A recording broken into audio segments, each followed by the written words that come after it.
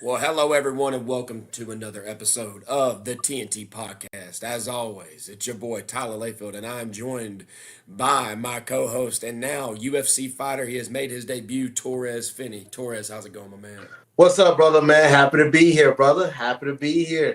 Look, as I say, happy to be here with the W. That's the main thing. That's it. Dude, I am that entire fight week trying to get this thing fixed up correctly.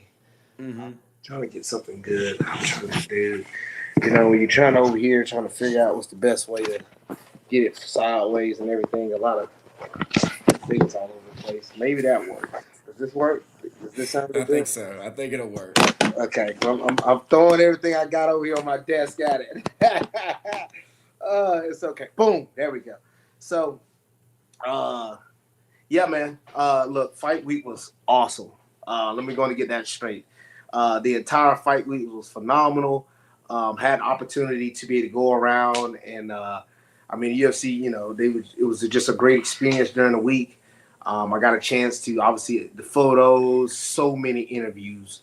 Did a lot of different things. Even took some headshots and stuff for potential video game stuff. And man, it was just really, really awesome to go through the entire experience and really go through that full fight week. Signing posters. I signed so many posters. Yeah, man, it was really exciting. It really was. It really was exciting. And the weight cut went perfect. The best weight cut I've ever had in my career. It was easy, right on point. No lasting few minutes, a few hours. Like we went in, we knocked it out. It was perfect. So the weight cut was really good. It was good to have my team there and stuff. So really good fight week. Yeah. I mean, I remember. So one thing I did was, of course, we got together, a good group of us, and watched the fight. Like many others, I saw the Dairy Queen and Gray had a I watch saw that. party. Like they normally do. I'm sure there was people watching all over, but one thing I made sure to do was the next day, really tune into the post fight conference. I wanted to see what you had to say because. Um, just to kind of see, what does he say? I was interested to see how you were going to go about it. And, I was pleasantly surprised. I thought you did a great job in it. But one of the things you mentioned was, hey, it was a great, weight cut. It was a great, fight camp for the most part. It looked like you had a good time. Of course, I was keeping up with you on social media. I saw you doing the autographs, things like that. It seems like you always have a good time. But, being 4-0 at the Apex, definitely is a good thing. But the overall experience. So one thing we talked about, Torres, leading up to this fight, if you remember specifically, last time we talked before the fight, I mentioned this guy being 6'2". Mm-hmm. Hey, is this going to cause some problems? Because last time we'd seen you against Cam Ralston, it presented some issues for you. And you were like, you downplayed it. And you were like, I think that he's a legit 6'2". I've seen this guy. I don't think it's like a Cam Ralston type thing. It's not going to be a repeat in that way. I'll ask again. Do you think that ended up playing a factor in this fight? Actually, no, it did not. No, No, dude, people don't understand. because there's going to start to be this stigma. I'm telling you, like if I'm reading into it like it, I guarantee you. I know Louis is already probably thinking like it, but there's going to start being this thing like, okay, guys, X heights, let's just say 6'2" and taller, are going to present issues for Torres Finney every fight. That's the only reason I bring it up. But go ahead. Well, I mean, you could probably say that, but again, look at the circumstances. Again, well, the fights have to be different in my opinion. Like I have to do things differently that I didn't do correctly. Now I'll get more onto that. Like for Yeah, I want instance, to hear all the I'm taking details them because down. I'm taking them down near the cage. If anybody has watched any fight that I've ever done, when do guys ever get up on me? Only by it's on using the the cage. cage. Yeah. And that's where the game plan was for me that I didn't do correctly. Once again, So and that you was knew my fault. going into that, you were like, I'm gonna get him in the middle of the ring. I'm gonna get him Yes, in the that middle was of the the plan. octagon. That exactly was the Dang. plan. And I was because there was one time when I got him marginally, like a little bit, like we call it the danger zone. When I got him in the danger zone, and he Hmm. scooted towards the cage. He was He going as wanted to fast be as he there. possibly could. So the reason why that was the plan from watching film on him, He was never really good at getting up in the middle of the cage. Now, we also watched film and saw that he was not really good in the cage work area as well. Now, he obviously had more success on the cage than he did in the middle, but whenever he got taken out in the middle, he rarely ever got up. My mistake was, and I think, again, it was probably like a little bit of that debut jitters. I like, maybe, I don't know, I think that's comfortability with me, and I got to stop that. I like to take guys down near my corner. Yes, And I knew that's what you were doing because I kept seeing. I was like, he's trying to get him away from his coaches, bring him to his, so that he, to your own, so you can kind of hear their instructions and things of that. Yes, because I actually, crazy enough, I know a lot of people don't do it, but I actually have a verbiage conversation sometimes with my coaches, and I'll be like, "Which arm? This one? Okay."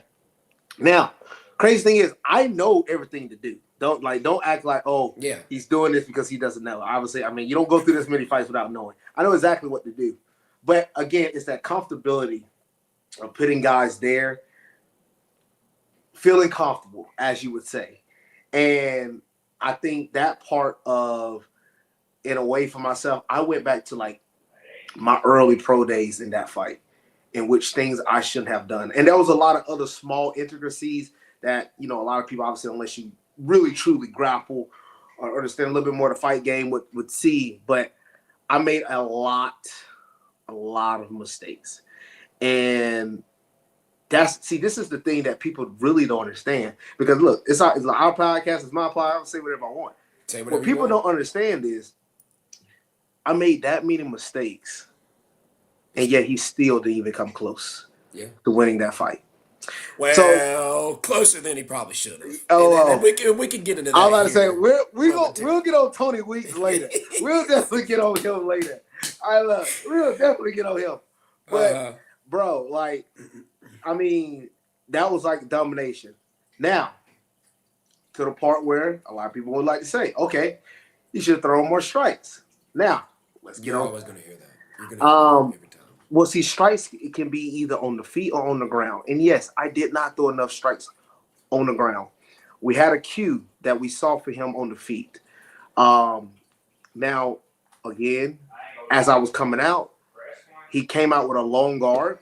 Long guard. Mm-hmm. All right. A little different than he ever came out. Okay. Adjust. That's no problem. Then he feinted the uppercut early in that first round. Like, he didn't actually throw it. He did that. Yeah. So that's like a feint of the uppercut. Especially early on. When y'all were first kind of standing off, there was a lot of feinting, kind of reading each other. I know. Yes, we're reading each other out. And that's what I didn't want to do. I wanted to take that away.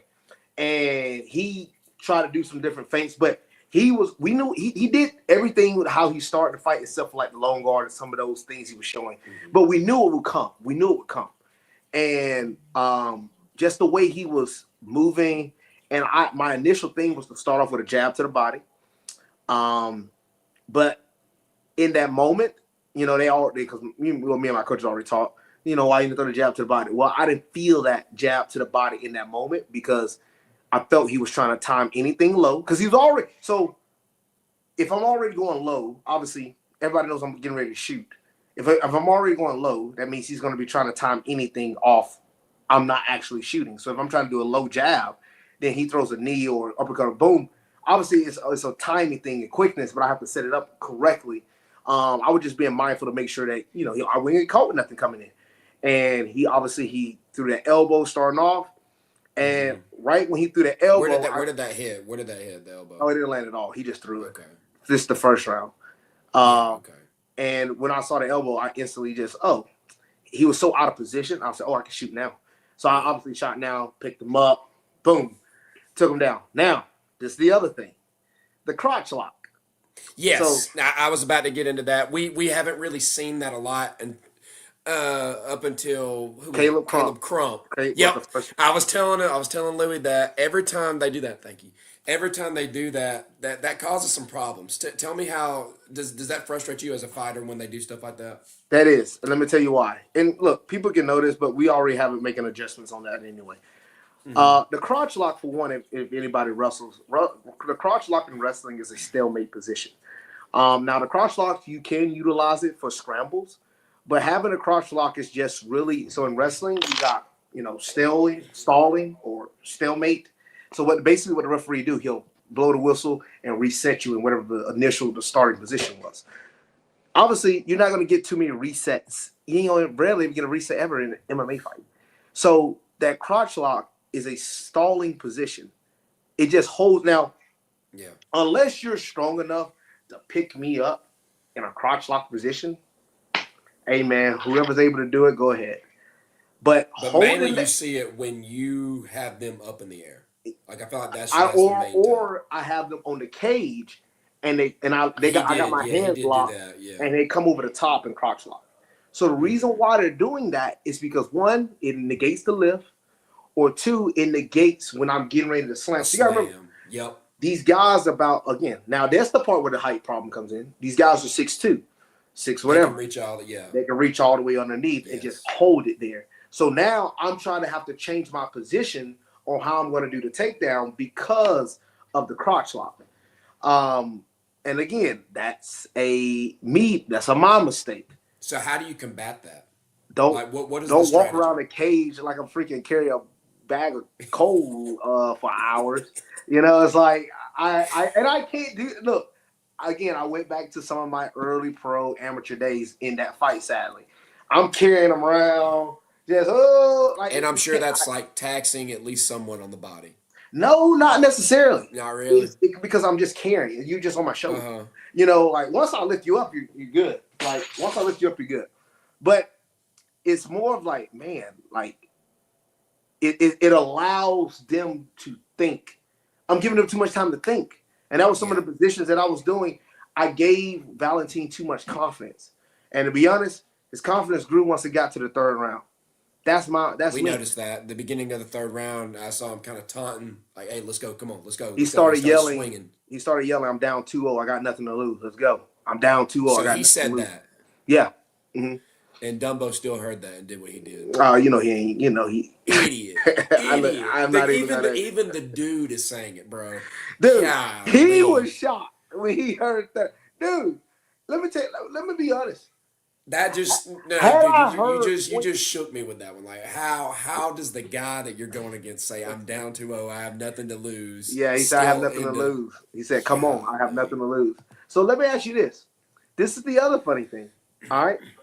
Had I heard 29-28, I probably would have been like, "Oh wow." Like Valentin, I was like, "Oh, I probably lost that second round." Mm-hmm. But when I heard 30-27 initially, I'm thinking, oh, they gave me every round. Because I know I did. Yeah. The best round out of that whole fight for me was the first round. That first round, incredible. Yes, I could have done a little bit more in areas, but like I absolutely dominated him in that first round. It wasn't even close. Mm-hmm. The fact that when I heard 30-27 Valentin, I said, what? Like I couldn't even we were all saying. Bro, I could maybe see, of course, when they said split decision, that kind of thing, it already kind of takes you for a whirl. I didn't know quite where it was going, but yeah, that the fact that it was that, that's to that crazy, bro. I was like when I heard, so anytime they call the judges names, that means it's going to be a split decision. I was already saying that's stupid in itself, but I was like, okay, whatever. They probably gave one of the judges gave him the second round, but like I said, when I heard 29-28. Obviously my way, I was a little bit more calm. I said, okay, that means the other judge had to give it my way. There's no way they gave him the second round. But when I heard 30-27, I said, man, that's so outlandish, but. And you probably didn't know where it was going after that, did you? I did. You probably felt a little bit, but like. That's so far left. Had to take the wind out of themselves a little bit, yeah. There's no way you can watch that fight and say, oh, I lost every round. That's just almost impossible. But.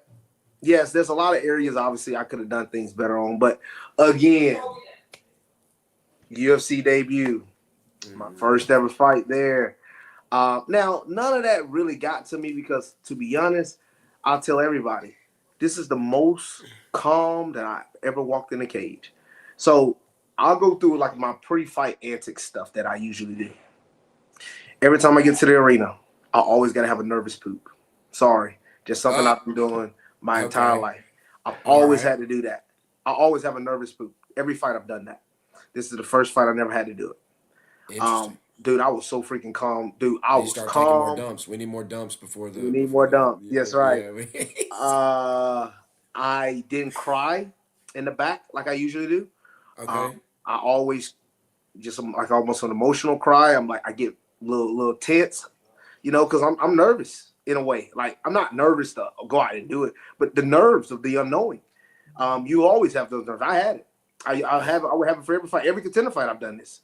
Yeah. This fight, I was just so, and in my mind, I was like, man, I'm gonna go out here and smash this guy because I have no nerves. Like I am so calm during the walkout. Every time going through the wall, my stomach will turn over a little bit. It'll be like, ugh, man, I might go out here and fight. Didn't even have that. Bro, I was so calm. It was scary how calm I was. I would have loved to figure out what my heart rate was during that whole time because I had nothing. Even during the announcements, seeing him in his eyes face to face, I had not a He had some single crazy eyes too. ounce. And what people don't understand is, it's like for me,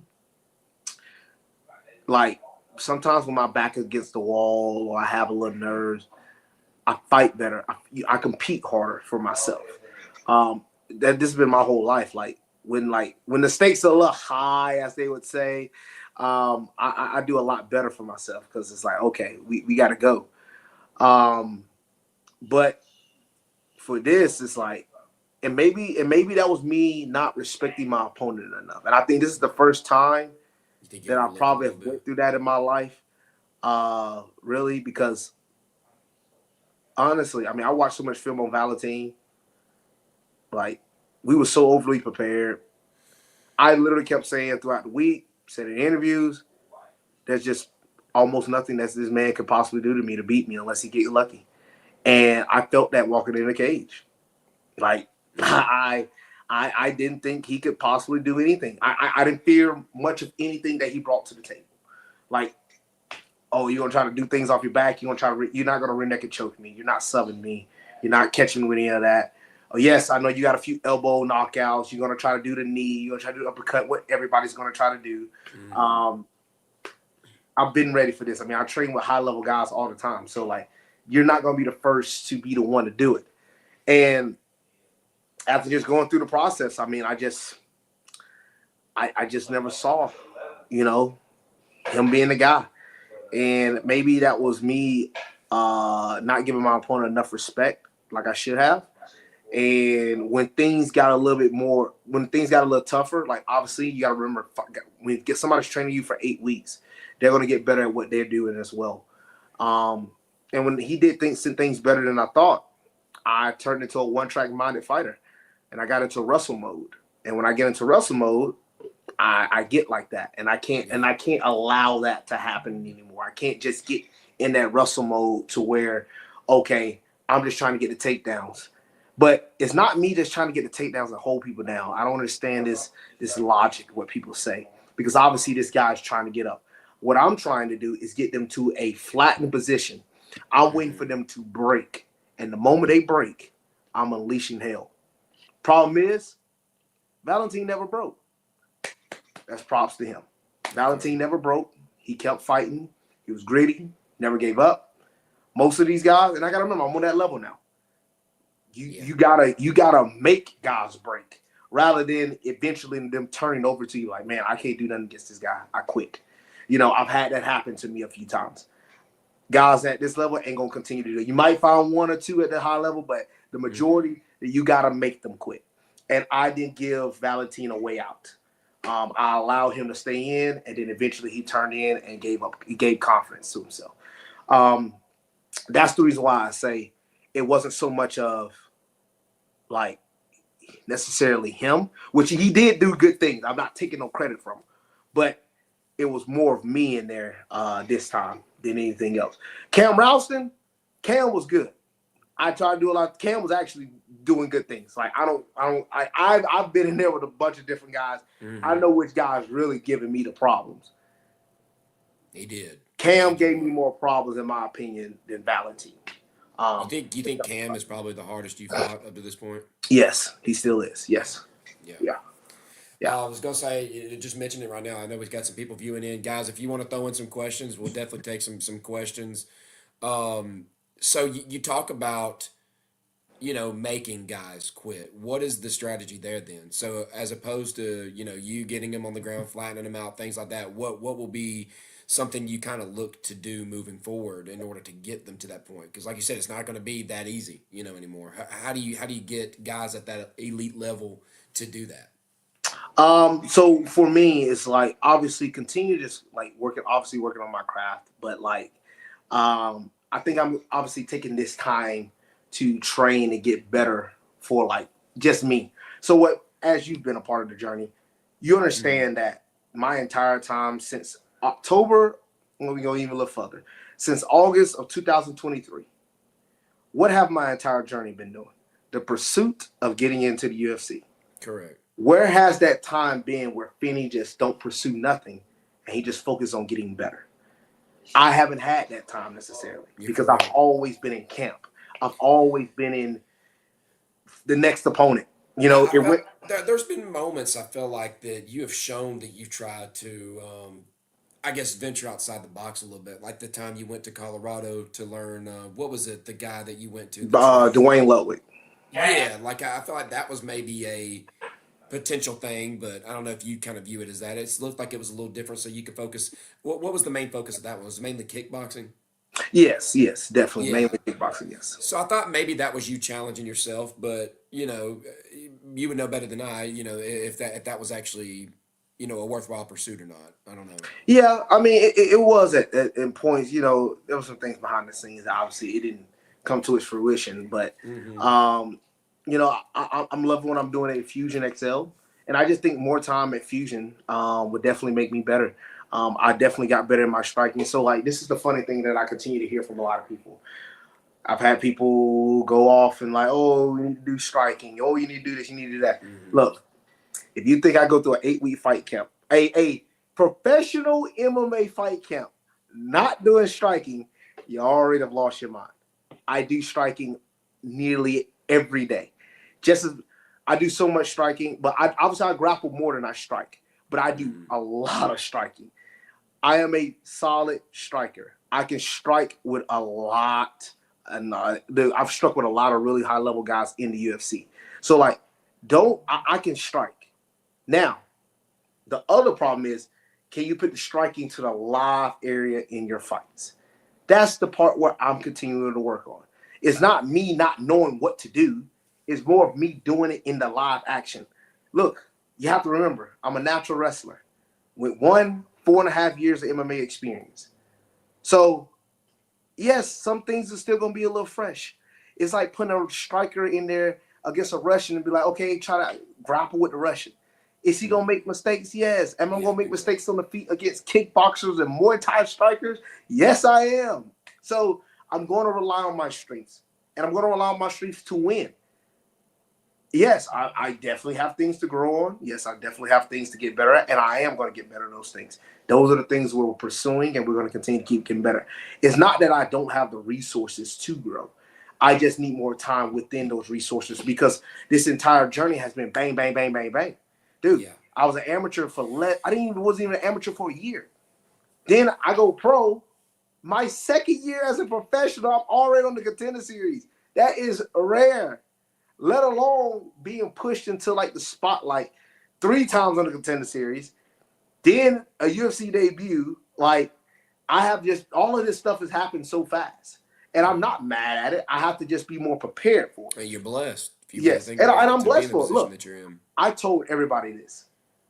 I thank God for the haters. I thank God for the doubters. I thank God for all of the things that is going on, because people wish to be in these type of positions. Like, these not a position that everybody is blessed to have the opportunity to be put in.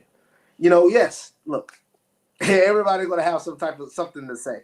I can't tell you. I've seen thousands of articles being written. I see multiple people. Everybody has their opinion. Everybody's doing this. People combating what I did. People going against what I did. It's like Mm-hmm. I'm seeing it all. But it's a blessing to be in this position, and I know I only have to get better. I never thought that. Oh, I want them to get my UC debut. That's all I need. I ain't never gonna ever do anything. Yeah. No, Granted, I could have knocked this guy out in the first round, and it still wouldn't be anywhere close to where I need to get. If anything, that probably even worse for me because I might go out the next fight. Oh, I just knocked the last guy out in the first round. Like, you need these type of pushes. You need these type of tests, and they continue to grow you as a fighter. So, and no better way to get grown than a bad win, okay? I still dominated the fight, but it wasn't the best way that I wanted it. I still got the W. We ain't going home with an L, learning on how we need to go back and do things, you know? So I see a lot of good upside from it. Yes, things to work on, but like I said, just give me time. Just give me time. I was talking to Dad a little earlier. I was like, hey, just calling him about something. And then I was just like, hey, I'm talking to Torrez here later today. Anything you want me to ask him? So he gave me a couple things. All right. And one thing you mentioned, number one, this is a quick answer. Don't take long. But are you going to be at Trevor Peek's upcoming fight in Des Moines? For one, Trevor Peek pulled out. He pulled out. Okay. He fractured his ankle doing jump ropes at the PI. So he will not be fighting on that card, but he will be fighting in July. There should be an announcement coming up soon, but he'll be fighting in July. You're not breaking any news with that, right? That's been I can't break any news on that one yet. Okay, I'm just saying, like that. This ain't gonna get you in trouble at all. Oh no! Yeah. I can't. All right, I was like, dang, too late. Shouldn't even say that. I probably shouldn't even say that. All right, well, hey, it'll be all right. I'm sure it'll be okay. The other thing, all right, you made a post, or we saw a post. There was a graphic. Was it today that I saw it, or was it yesterday? You and Trevor. Is it a new training place that you guys are going to be at, or that you guys are kind of going to? What is that? Tell us a little bit about that. So that's the gym where we're currently at right now. Here while I'm here in Tennessee. So I train both at this gym called the Scrapyard MMA. It's here in Rossville, Georgia. My head coach Matt Harris, my other coach Nikki Peppers. They're the guys there, and yeah, we're a part of Scrapyard MMA, man. Obviously because I'm no longer a part of Agogi, so this is my new gym here in Tennessee while I train. And obviously when I go to Florida, my gym in Florida is Fusion Excel with Coach Julian Williams. So. Okay. Yeah, that was a couple things. One other thing. So he didn't really ask this question, but he was like, man, one thing I noticed he had, he's went and watched this thing. I can only imagine how many times do you think you've gone back and rewatched that fight? So I've watched this fight about 7 times. 7 times. He said there was a point in time he thinks you could have got in a rear naked choke and ended it. He said there was an opening there and you just didn't take it. What do you think about that? Did you see what Lewis? Good eye. Yes, it was. Okay. I had 3 opportunities to mount. I don't know what it was that pisses me off when I watch it. And then I also had an opportunity for potential attempt. I don't know if I finished it. Attempt, and don't know.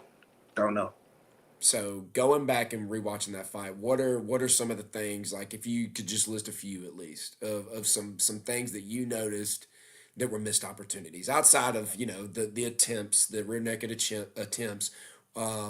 What are some things you think going back and looking, you're just like, man, if I would have just did this here, things would have been a lot better. Well, one, I wanted to see the fight a little differently. I would have loved to see the fight in the middle of the cage. Let me see. Yeah, that's right. Let me see how you react then, because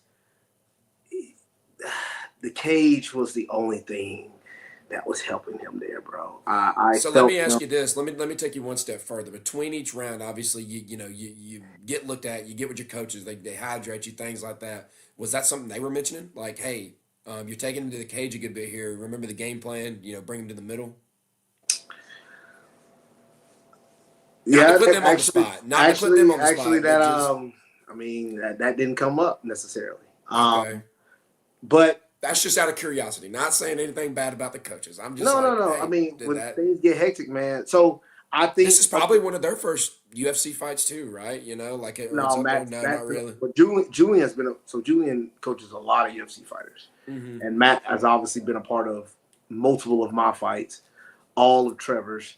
Okay, so Trevor and you. Okay. But one, I think it was more the fact for me, that they always say that obviously I'm in the cage just doing it. They're not. So I feel something, act on it. So they must have felt something where I was continuing to carry him to the cage. that they were like, well, there must be a reason why he's doing this. So, Mm-hmm. that was more on me. But Yeah. I would have loved to see this fight in the middle of the cage rather than to the edge. I didn't. That was really my biggest gripe. At least I was able to get Cam to the middle, and Cam would like crawl to the cage. Yeah. I would have loved because I don't think he would. I didn't even think about it watching it, but I remember that now with Cam. But during the fight, like I said, the whole time I'm watching it, you getting him up against the cage, I knew what the strategy was. Get him away from his guys, bring him closer to yours. That way he's far away. Maybe he can't hear him as good. All that kind of stuff.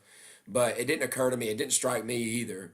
Hey, he did this with Cam. Why isn't he doing it here? So that maybe Yeah, it's just slipping everybody. Maybe it's just a made a moment or lot of something. mistakes in that. And then the other mistake I would say is like there were times where when he was sitting on his butt on the cage, I Mm-hmm. didn't rise up to strike in those areas. It's like so I get too grapple heavy, not necessarily wrestle heavy, because like I said, I want to completely flatten you. I want to completely dominate you.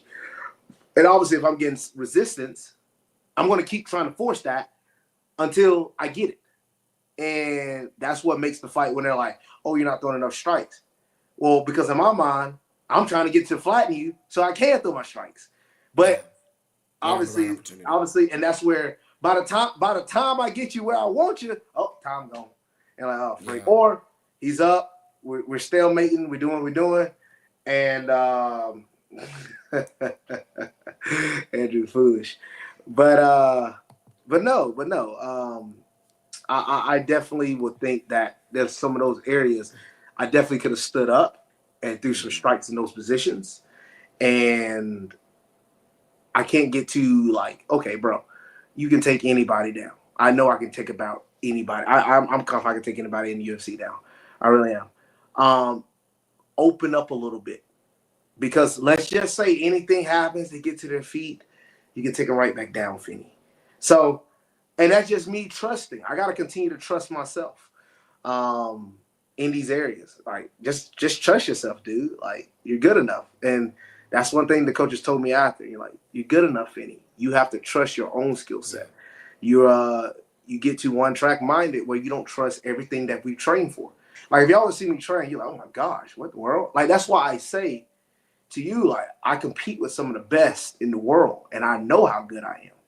But sometimes out there in the live action, I hold myself back because I might not sometimes trust everything that I could possibly do. You see that with a lot of athletes. To be fair, there's plenty of stories out there. Even we talk about Georgia football a lot, but there's some players that were just you would hear so many great things about practice. I remember Matt Landers, a great wide receiver that we had, ended up transferring out, and Dewan Mathis. You That's heard right. that Dewan was a That's great quarterback in practice. He was killing it, lighting it up, but game day just didn't happen, didn't connect. Same thing with Matt Landers. He got the yips, wouldn't catch the ball. So it's a common thing, I think, with a lot of athletes. You go with what you trust. I mean, and sometimes like you said, you kind of go back to the elementary stuff, the basic stuff. So yeah, it'd be great. Whenever that does happen, man, that's gonna be awesome. Whenever you're able to to connect it all together and use that striking with it. One thing I'll mention, there was one point in the fight, and you can remind me if you can about what round it occurred. But I remember you got his back on the ground, and you got in that position. I think it's always awesome when it kind of happens. It gets you in a good spot. You even got the hooks, around him. I was And too high, second round. yeah. I was going to ask you like what went wrong kind of there because I know that's a lot of weight going on him. I have to imagine that's kind of taxing his body some. But yeah, you're right. I guess you ended up getting too high, and he was able to get out of it. Was that where do you think the high point for you? You said the first round, but what do you think the best thing you did in that fight was? The best thing I was well, the takedowns. Like I was getting them with Uh, ease. Like it's not like he was really stopping the takedowns. It was more of the fight. He was using the cage to one not allow me to lock my hands anymore. But I would say like once I got my initial lock, he was going up. Like so I would say that was probably obviously the best thing that I was doing within the fight. And yes, I was getting to certain parts of my position. One of my favorite moments, maybe not a lot of people will definitely remember that, but when he was attempting to go for the armbar, and I picked him up in the armbar and slammed him down. And I actually threw a few ground and pound strikes that landed really clean. That's the one that gave him a little cut over the eye. Okay. Again, gotta throw more. But Yeah. yeah, that was actually one of my favorite moments. I wish I would have just added up more on that. Just stood up, squatted, and just rained down, like get up. Because, he definitely would have turned his back away or probably gave me some positionings on that. So that's again, like I said, just me, continuing to learn. Because I got to different positions in that fight. And then again, there's positions where I have to continue to get to put myself in. Like, it's not, we always think about risk. So, and that's how I used to wrestle. It's funny, my cousin Sherrod, he talked about it. He's like, dude, you looked a little bit like how you used to wrestle. I would only take enough risk to make sure that I was going to get it regardless. And if I didn't get it, I wouldn't take it. So I have to like open up a little bit. And Get a little bit I have bolder. to remember, it's not too much of a risk when you can always have something to fall back on. All right, You boom. have that. We You over have that. position. Boom. You can take this guy back down. So like Yeah. that's that You can part always where get I back have to to it. just reiterate that. Yeah. Oh man, I had something. What was it I was gonna say? Okay.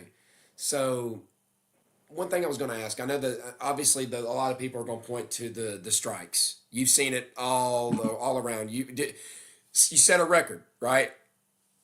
That's Not in the great way. Not in the not a great great way. way, But yeah, you set a record for the least amount of significant strikes thrown. in UFC All right. history to win by decision. Ain't that something? You're making Hey, history already. you want to know who had the record before I did? Who did? Habib Nurmagomedov.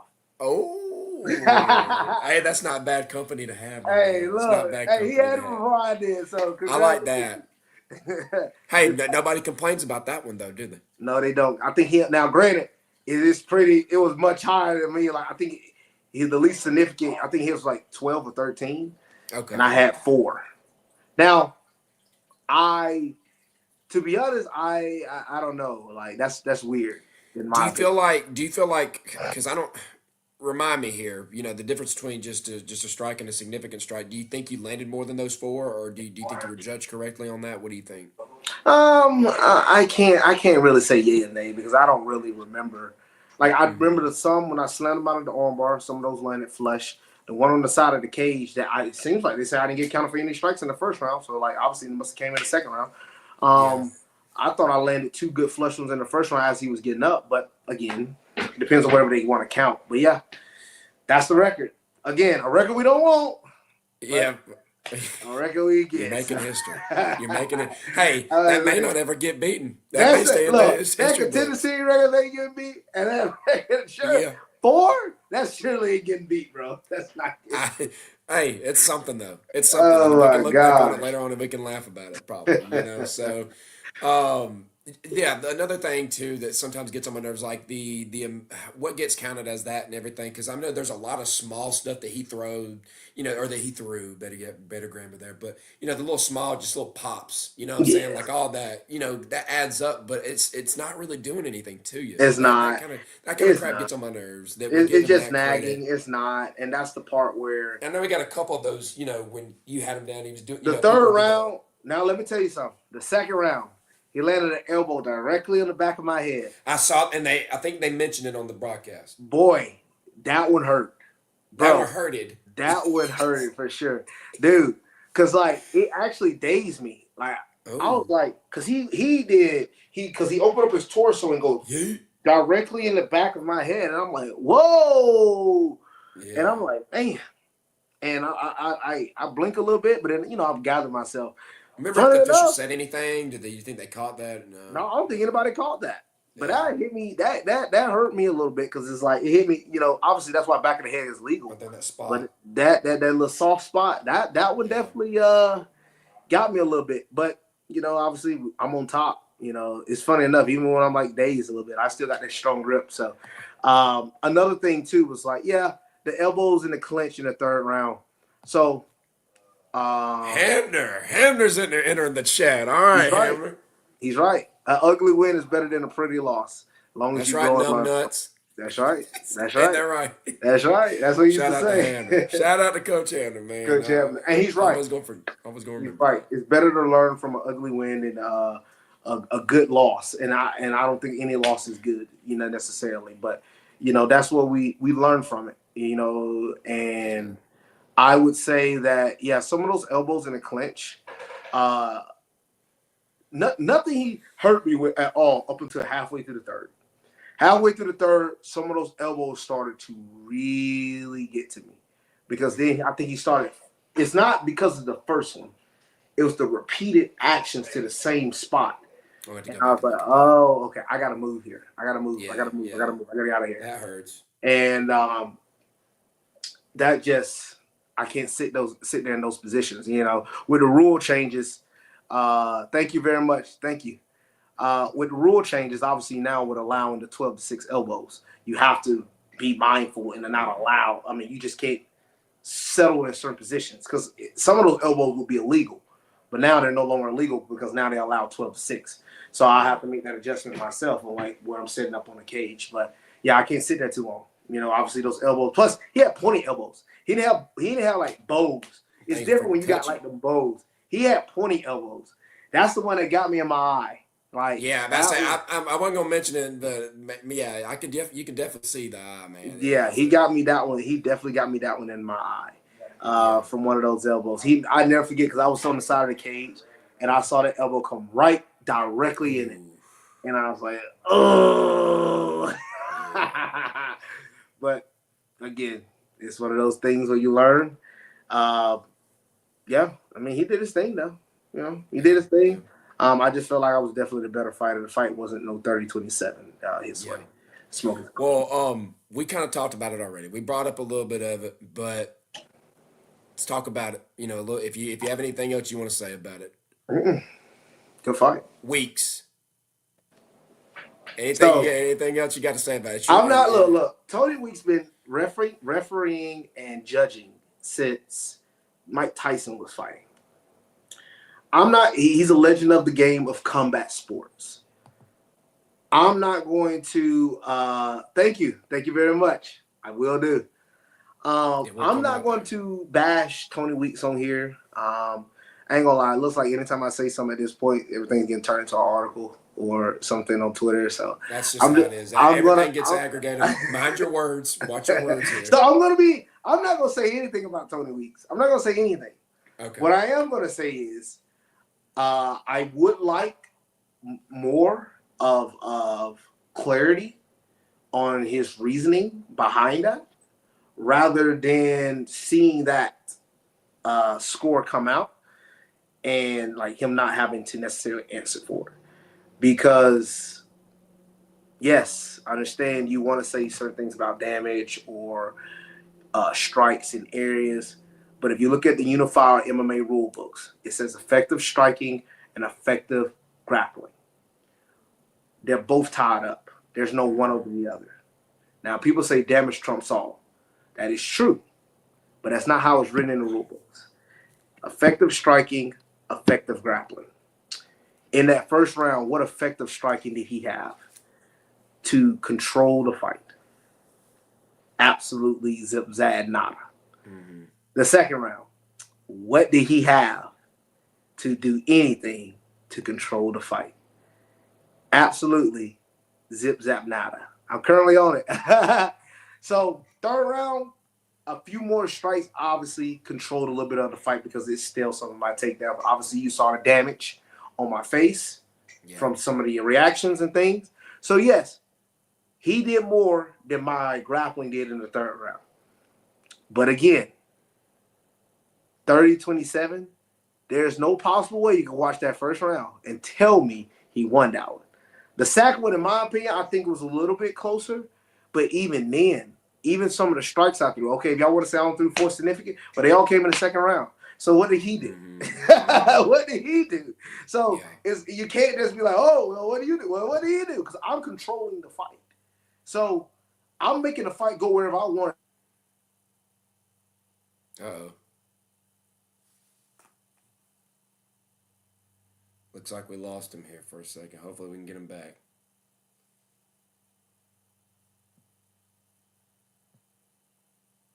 Just a second, y'all.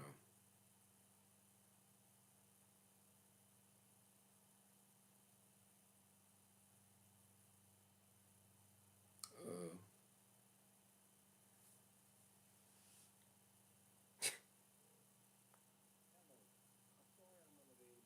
oh, there he is. Okay, there he is. He's back. I There he is. I He's got a back. call. I got a call. I don't know what happened. But You're back to good. what I'm saying, I'm the one that's controlling and doing the fight. So you have to understand, like, if I'm controlling where the fight is going, whether it's up, whether it's down, I'm winning. Okay? We've seen this enough with Habib. If anybody are MMA fans, we've seen this enough with Marab. We've seen this enough with Islam. We've seen this enough with Armin Tashirkian. We've seen this enough with Hazmat Shemaev. This is how it goes. Okay? Who's controlling the where the fight goes? That is who is winning. Now, damage does trump all. So you have to see how the damage is going in towards that. But whatever the pop shots, the little Yeah, elbows here and that there, that's not wasn't. affecting the fight. I don't think it was significant enough to It's really not. warrant what It's was not. given. Yeah.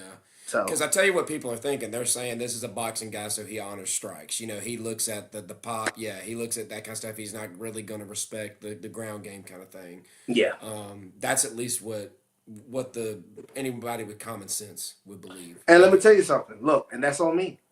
I can't let the fight get to the point to where I allow a boxing judge to be able to even score it like that. Do you know the judges before your fights? No, I do not.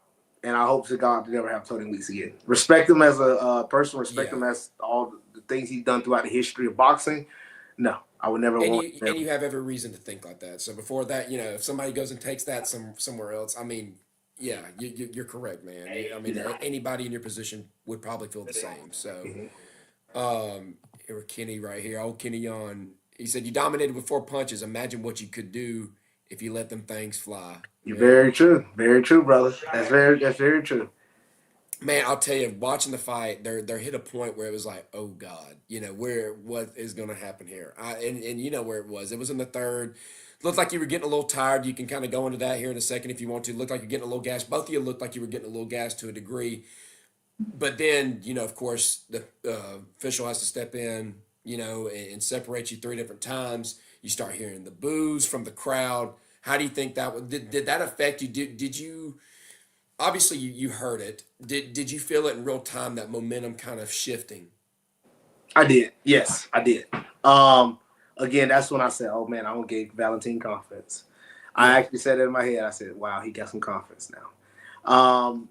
And that is when I was like, "Okay, that's my mistake." Like I said, Sherrod was telling me, we was talking to, like, I used to do that in wrestling sometimes, where I would get a big lead on guys, and I'm like, "Oh man, I'm up.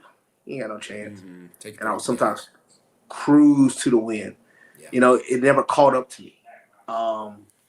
And I think I did that in this fight. I was up to because when I sat down in the second round, I said, "Am I up?" They said, "You won that round." I said, because I said, "Julie, did I win that round?" "Yes, bro, you won that round." My coach said he'll never tell me that again because he don't want me to go out there thinking that, "Oh, you're up 2-0, let's cruise." I think that's a good thing to do. Because I was like screaming at him. I said, "Did I win that round?" They said, "Yes, you won the round." Because I wanted to know. Because I wanted to know how I would have to come out there and approach the third round. And how did I approach it? Yeah. In the most lackadaisical way. Yeah. You can't be up 2-0. And you owned up to it. You owned Yeah. up to it. You said it in the press conference. Yeah, I was playing not to lose instead of playing to I win. was. Yeah. And I can't do that. And I I can't love do that that no more. about you. I love your honesty. I love how you own up to that kind of stuff. That's awesome, dude. I can't do that. I can't do that. I did. I can't do that. And I won't do that ever again. I have to fight as if I'm losing every second of that fight. Because I did. I said, "Oh, I'm up 2-0. Let's get out of here." No, Yeah. you can't do that. You can't do that. And again, that's me learning on the job. But no, you can't do that. Because I knew I was up 2-0. That's why I said it shocked me when I heard 30-27. Because I was like, "Oh God." Like, You was weren't the I only up one 2-0? shocked. Yeah. That's like, you can join all the rest of us. So yeah, everybody and their mama was shocked, regardless Dude. of what Hey, these wait Twitter a minute. trolls want to say. What was your reaction when you heard We're 30? like, huh? Yeah, like I ain't gonna lie, when everything, like when I was saying all the negative was happening, I was like, man, I don't know what's gonna happen here. Like I don't know. You know, like we say it all the time. You don't want to leave the, the decision to the judges. You don't want to leave, what can happen to the judges, and anything can happen, as we've seen, and we've seen this before. Maybe not to this extent, but anything can happen. They can decide on a whim whatever they want to decide, and that just makes you kind of think in the back of your head, oh, can this go a bad way? And there was that bad momentum. So yeah, I did expect there could be, maybe one of them goes a different way. Like you said, maybe give them a round, something like that. But yeah, we were all like, what in the world? Like it was wild, man. It was wild. But I was just glad that you got the win. Of course, obviously would have liked it to be better. I mean, but I bet everybody feels like that. I just want to see you, do the best you can. Like you said, I want to see you unlock the potential, just like you, agree about it. But we're going to continue to back you, man. We're going to continue to back you, root for your success. And, I know the kind of mindset you got. I was like, I'm sure you got people that text you all the time. God only knows how many freaking texts you get with this stuff. I was like, let me throw in one though, real quick. Don't get down, because I was already seeing it. And they mentioned it the post conference about, hey man, you might not want to check social media for a little while. Dude, I was just like, except there's this one guy. It's the Torrez Finney fan on Twitter. I don't know who this guy is. He was just responding to everybody, shutting it down. Dude, love the dude, the dude. But there was just plenty of people. The name you mentioned him earlier, Marab, kept getting mentioned with you. People just complaining, and I can't talk. The only reason I'm different about you, man, is because I know you and love you and care about you and talk with you on a weekly basis. But I have come on the show before after a UFC fight that has been so boring that that hasn't really had many strikes, and I said I hated it. I hated You're right. it. So, you're right. But I'm not calling for the dude's head, saying you can't. That they need to be off a contract. No wonder so and so didn't give you a contract after 3 times. I'm not going that far, but of course, I love to see some exciting fights. I've been on this show. I've been on record saying that. And so I kind of feel to an extent what these people feel. What they're looking at. They're going too far with it, I feel like, in a lot of ways. The whole crap about don't deserve a contract. Look, what's the one thing they're saying? There's an X, something with an X, drop, Torrez, stuff like that. It's just, and now, like, I feel like I haven't seen a lot of haters in your comments. Like, this was all just like on Twitter, but like on your Facebook the other day when you made a post. So I was like, dude, golly. I guess this is what happens when you're world, on the world stage. So look, let me tell you something. It is definitely, what's funny? Now, granted, obviously winning a UFC fight, obviously getting my contract, because it was really big when I got my contract on the third fight, obviously, and a lot of people tuned in for that. I mean, it was like we were one of the most watched episodes that year of last year's Contender Series. So I got a lot of comments, man, let's go, blah, blah, blah. I got more comments than ever. Like, bro, more people in my DMs. I'm gonna actually give y'all a few things in my DMs. Please. I have some of them thought out. And some tweets I saw. This is one of my funniest tweets, the best one. It said, breaking news. Torrez Finney was found alive. Sad. We have to watch another fight again in the UFC. That was funny. I love that one. Another one said, you effing suck. You boring N-word. Sure if I see you in my city, I'm going to kill you. Dude. See, so, like, no. See, this is the thing. Man. None of that stuff gets to me because I look at it and I'm like, bro, y'all behind a keyboard. And then another thing. I'm not going to mention a name. But it became very popular. He's a very popular podcaster in the MMA world. He's essentially like the Stephen A. Smith, Skip Bayless of MMA. So he said his few words. And obviously, I got asked about his words. And then the words got back to him. So, like, I'm not about to start no rivalry with no podcaster. I'm not about to do that right now. So I heard what he said. And like I said in my other interview, he can believe whatever his opinion is, especially for people that has never fought a day in their life. You can't talk if you've never been in there. And then two, the way you've been able to go in there and talk is no different than what we just saw with like Stephen A. and all these guys, or Skip Bayless, all these guys. You know, they like to talk, and they never get in. And I'm not against people having opinions, because hey, we sit here and talk about guys in the NFL and NBA all the time, and some of their crazy decisions. Yeah. But yet, we don't go to the point of death threats, name calling, death threats, those type of things. I can watch what you do as a sport and be like, that's bad or that's good. You can watch what I do. You don't like it? Fine. So be it. Mm-hmm. But see, this is the thing. I have grown up having to listen to things like this. So I don't care what anybody else thinks. Like I said, I treat this all, I know it's a grander scale, but this is just like high school to me.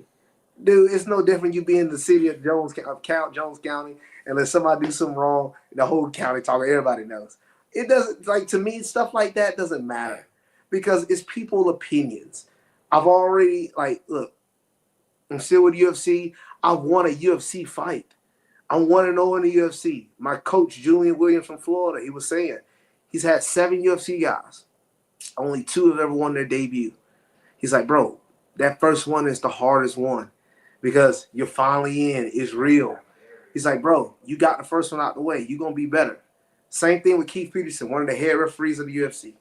He said, I've seen you fight multiple times, Finney. I know that wasn't you. I know that wasn't your best you. He said, it's that first time. You're going to be fine. Bro, I've always talked with higher ups within. Yes, they want me to do better. Yes, I got to do better than that. But they understand. They said, it's your first time. Don't dwell on this. You're fine. Mm-hmm. So I don't, that's the thing. These people are not behind the scenes. I actually am on, I understand what goes on behind the scenes. It's just people in their opinions. They can talk, they can run, they can argue. They say, oh, you fight like this again. Well, guess what? Boom, 1-0. I'm not gonna fight like that again. Plus, it always the matchup dependent. Things happen. Yeah. But I don't ever pay attention to that stuff.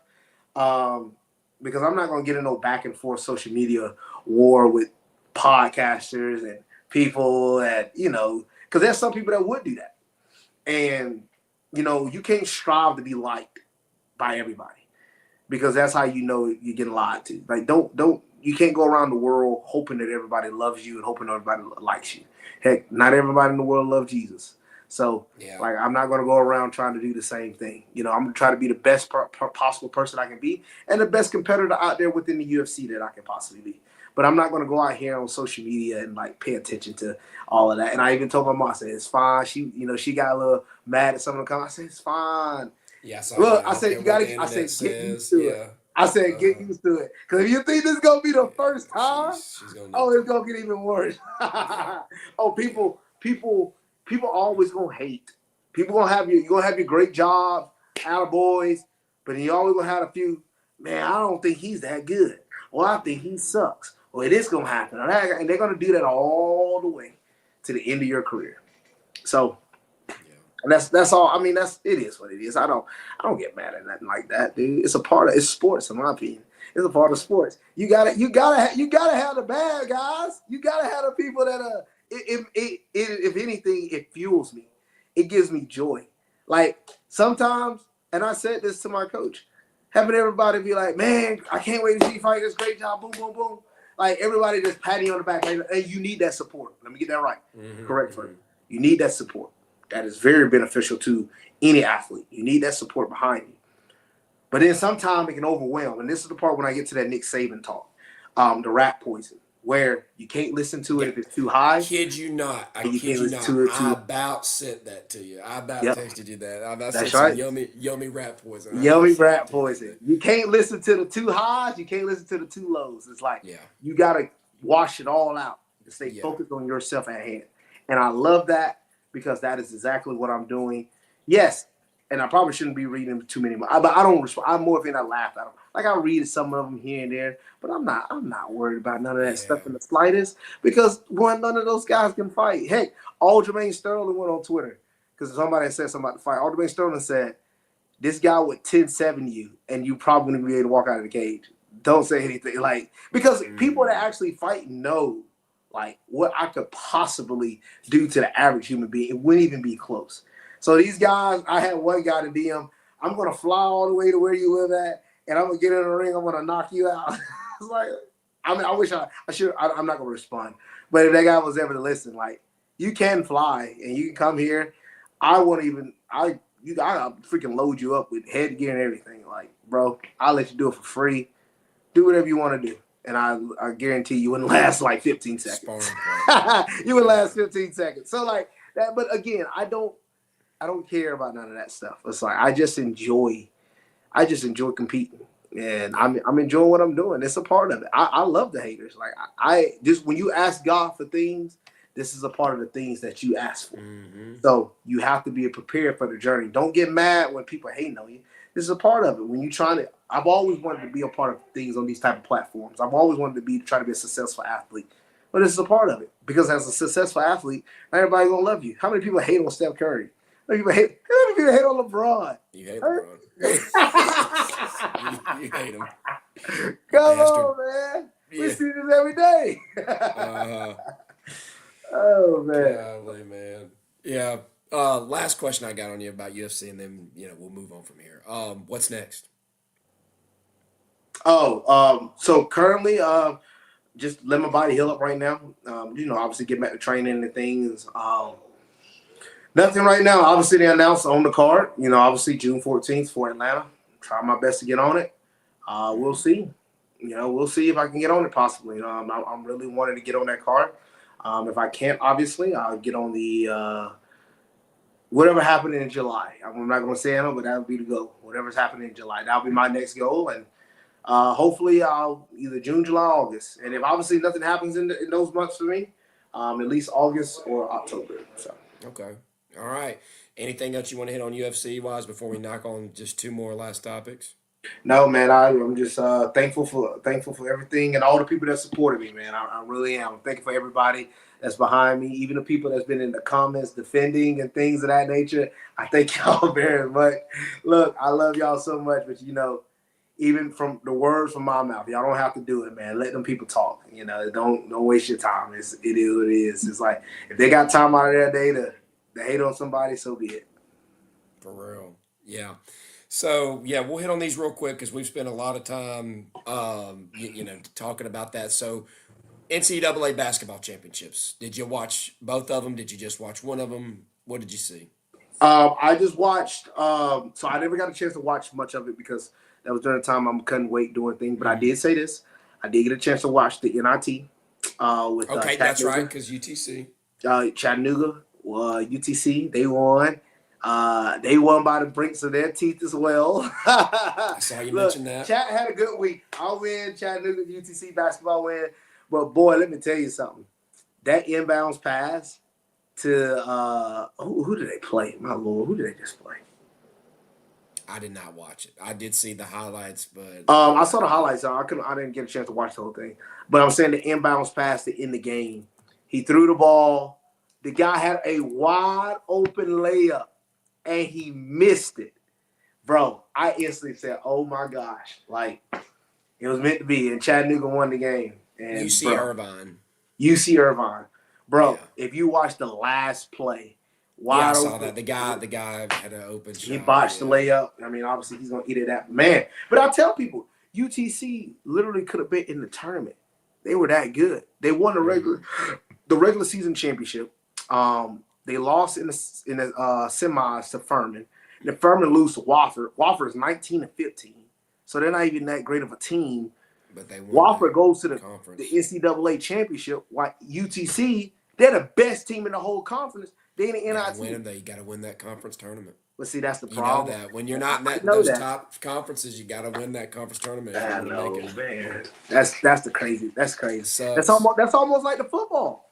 You don't even have to be the best team in your conference, but if you just win your conference, like, you can be 3-4 losses. You can be a group 4. Yeah, you can get in. I mean, we just saw Clemson last year. Like Clemson, the whole time Clemson had no business being in the playoff.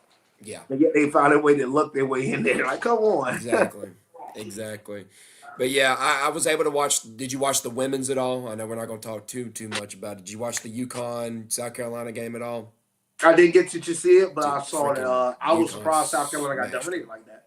Yeah, they went crazy. Yeah, I didn't. That was the first one I'd really watched, but Of course, Becker's was a big deal, and of course, South Carolina, Don Staley, all that. But I didn't realize how stacked that UConn team was. They had a few of them that were freaking good. Fudd was awesome. There was a girl named Fudd, and then they had a center that was just a beast as a freshman. So, uh, of course, we got to talk about Duke.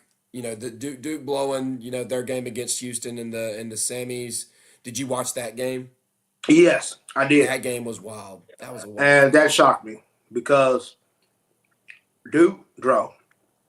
That was You my had favorite. it. You had it right there. Dude, I just saw no way they were gonna lose. Do you And for think they would have won Houston, it had they made it to going against Florida in the I championship? actually think they would beat Florida. Yes, I think so too. they would have beat Florida. But again, They man, do it. Yeah, it's one day, it's one night. It's one night. yeah. Talk about inbounds passes. You're talking about it. With UC Irvine that Duke couldn't do a freaking inbound pass to save their life there at the end of the game. It's sad the way it ended.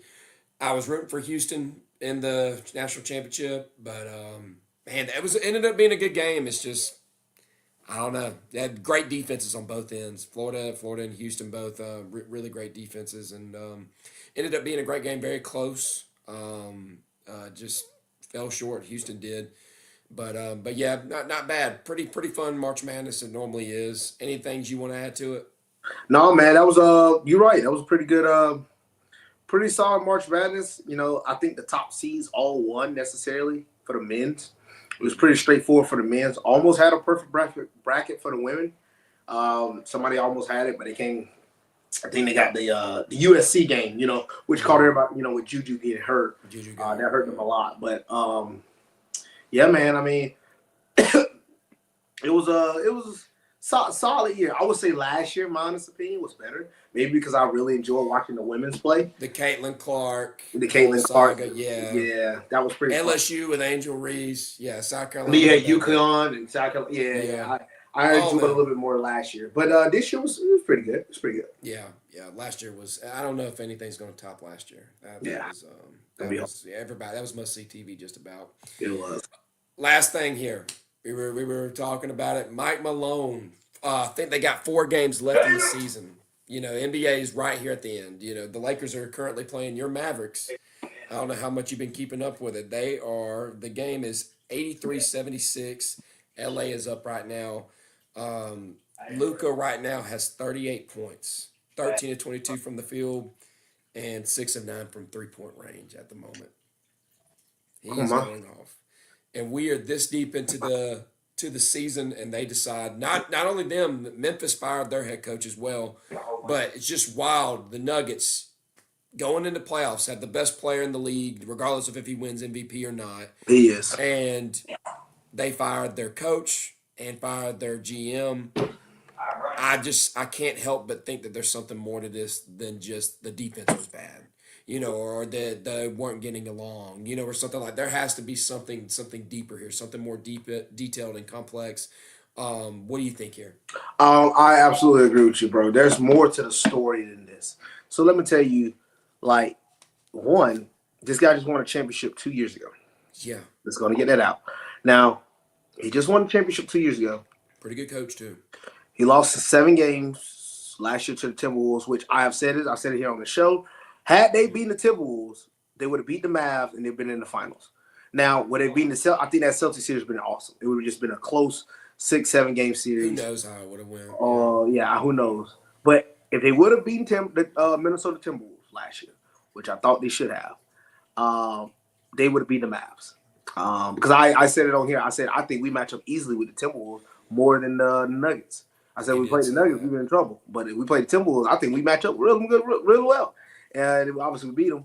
But I think Denver, that just doesn't. It has to be something bigger because Coach Mike Malone has really gotten that team to a great position that they're in. He's a really good head coach. We've seen how that playoff run they had a few years ago. I mean, just his tenacity, the grit. The grit. I think he brings grit towards that Denver Nuggets team. And you claim what you say the defense isn't as good this year as Yeah, they were saying the defense isn't as good. I'm sure that he's not very happy with the depth on the team. When you got Russell Westbrook playing as many minutes as he is, obviously that speaks to the amount of depth they have. It's just they've been doing this whole thing, and we've been covering it for a couple off seasons now, where they've been trading for these second round picks so that they can have these cheap contracts to pretty much provide the depth that they need, but they really haven't hit on many of them. I mean, outside of Jamal Murray, Michael Porter Jr., and Jokic, and Aaron Gordon, Christian Brown's decent. Maybe Peyton Watson. Do you really want to rely on Russell Westbrook? Outside of that, what do you got, man? You see what I'm saying? Like it gets real thin real quick with that team. And I think I think Malone was upset with the handling of these roster moves. I'm sure he would love to have had more veteran savvy players. Of course, I don't think he was happy with losing. Was it? Yeah, it was Bruce Brown they had, right? Didn't they have it? Yeah, they had Bruce Brown for a while there. KCP. Even though KCP hasn't been great really for the Magic this year, but losing those guys and just bringing in these fresh second round pick, rookies, it just hasn't really panned out the way that I think they thought it would be, or the way they thought it would go. I mean, yeah, they're cheap contracts. Some of them have some upside, but there's no guarantees there. You have the best player in the league. You have a guy that is going to go down probably top 5 when it's all said and done. Like this guy is amazing. He's one of the greatest talents we've ever seen in this game, and it's still crazy to think about with how this dude's built. Just a big old tubby guy, but the guy can freaking play. And you're wasting the years away. It's the same argument we used to have for LeBron in Cleveland. You're out here bringing in Ben Wallace. You're paying Antoine Jameson this money. You're bringing in old Shaq. Like it's just like it's just malpractice.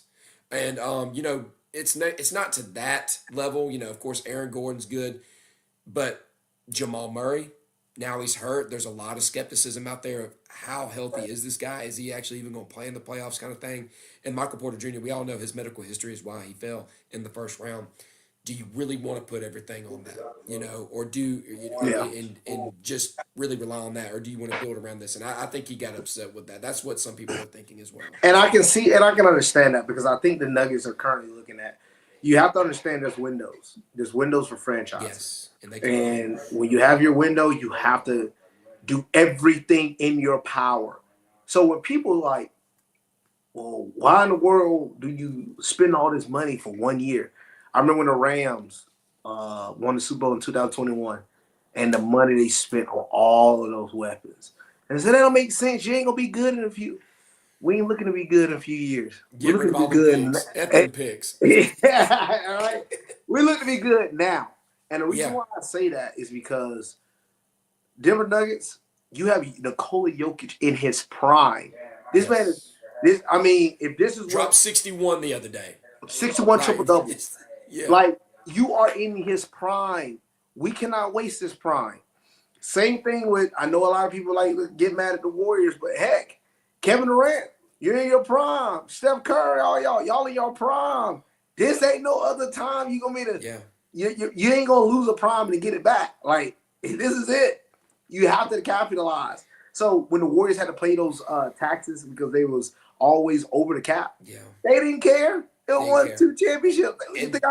Would you pay the tax saw them money? kind of pay for it later on when they tried to go the opposite way with Kuminga and Moses Moody and try to do this young game thing where they can maybe extend the dynasty. I don't know. Whatever. It didn't pay off. But now you see them making moves like getting Jimmy Butler, and what has been the reward since. It's been a great benefit to the team, and they've been. But see, that's the thing though. It's not about. I know they had those struggles in between before they came and won a championship in was it 22? I'm sorry. 21? 20, yeah, it was 22, 21. So before they won a championship in that year, obviously they had their struggles where they was barely even making it to the freaking play-in.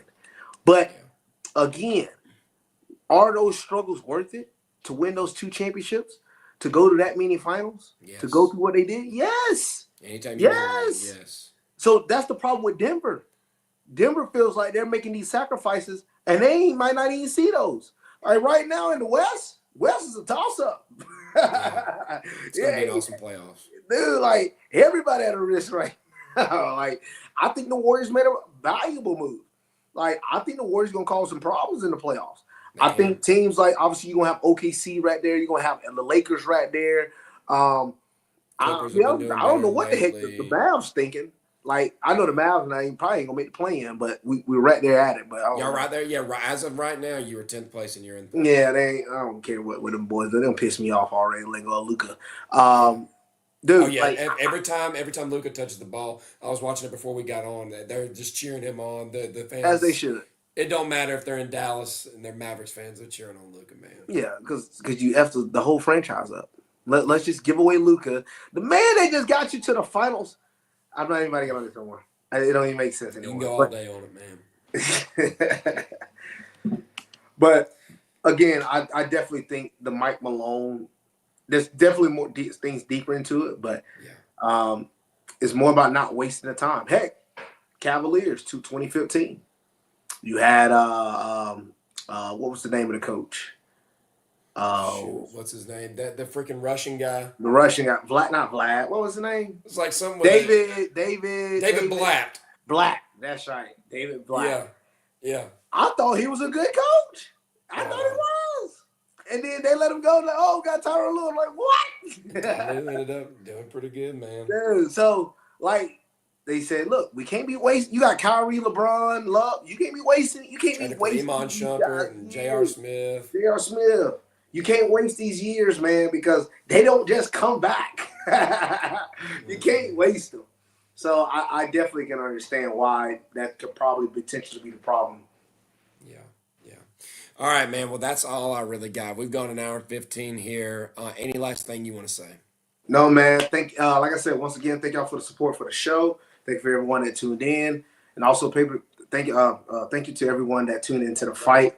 That was awesome. All the support that I had, man, I loved it, man. I thank y'all so much, man. I really do feel that energy of y'all when I'm in there fighting. I really do think about that. Like, man, I'm fighting for the people that support me. So I definitely thank everyone very much. And yeah, this is the start of another journey, man. Here we go, UFC journey. Let's get it going. Yeah. All right. Well, thank you guys out there for those of y'all that tuned into the stream. Thank you out there for those of y'all that are listening to this on podcasts. We're out there on Spotify, Apple Podcasts, anywhere podcasts are located.